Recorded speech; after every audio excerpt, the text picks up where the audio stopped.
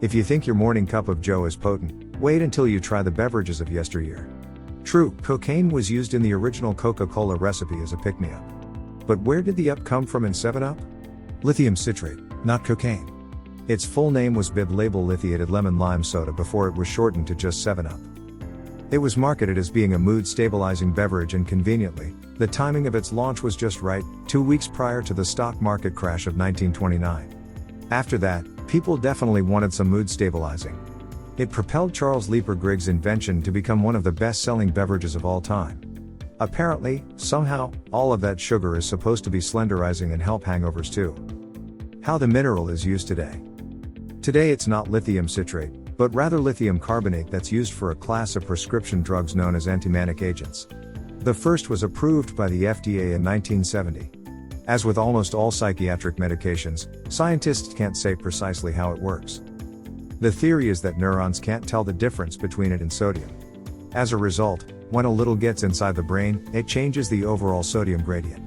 This helps to stabilize overexcited nerve cell membranes, which are believed to be more common in people with bipolar disorder and manic depression. Those mental health conditions also correlate with lower levels of GABA, gamma-aminobutyric acid.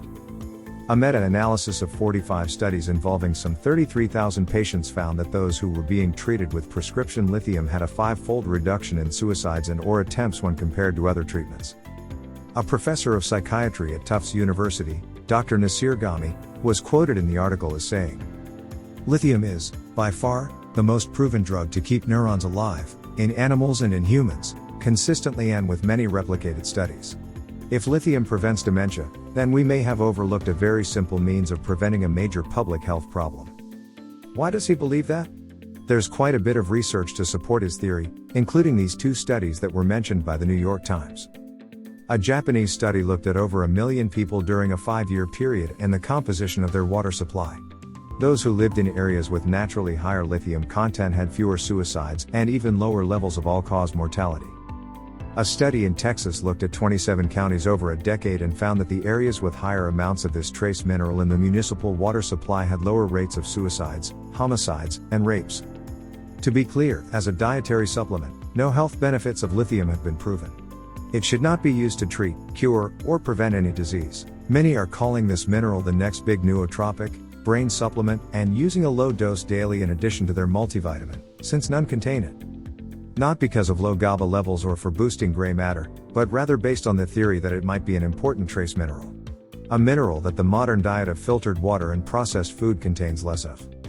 Some supplements combine it with other purported feel-good ingredients, like 5-HTP, 5-hydroxytryptophan, Bacopa, and DHEA.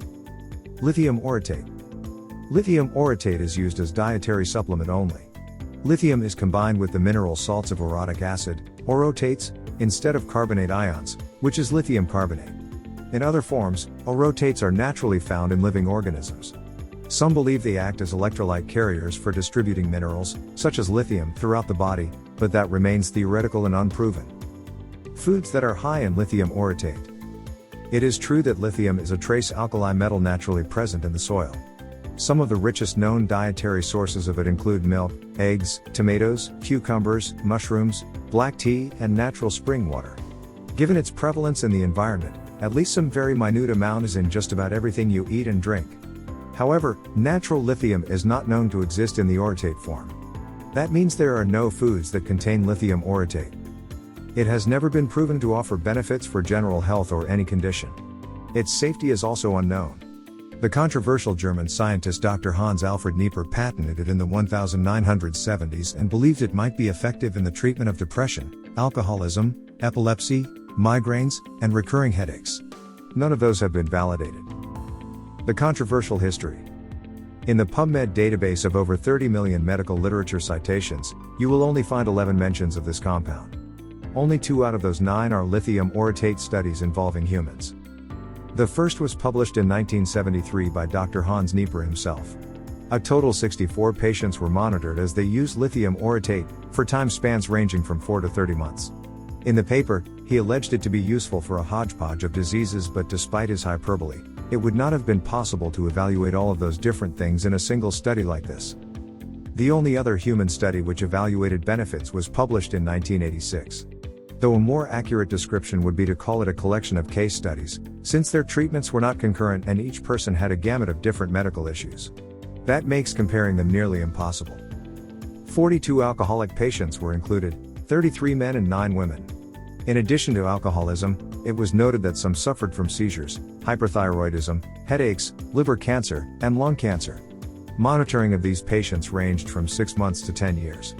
150 mg daily of a lithium orotate dosage was used by these patients for varying lengths of time. Lithium orotate side effects. With no human clinical trials, the risk of adverse reactions is unknown. The following are based on experiences shared by orotate supplement users and the known side effects from non-orotate lithium. Abnormal kidney function. Increased sex drive. Drowsiness. Short-term memory loss. Insomnia. Dizziness. Nausea or vomiting. Headaches. Muscle weakness. Hand tremors. Joint pain. Change in appetite. Increased thirst.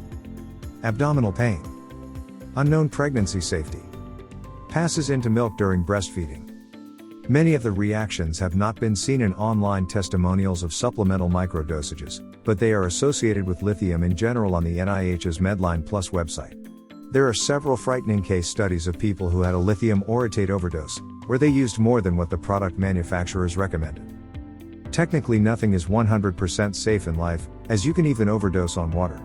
Just about all supplements have a laundry list of possible side effects, but there are 2 here which are definitely noteworthy. These are practically guaranteed if too much lithium orotate is used. Kidney damage. There's no question that in high enough doses, all forms of lithium can harm your kidneys.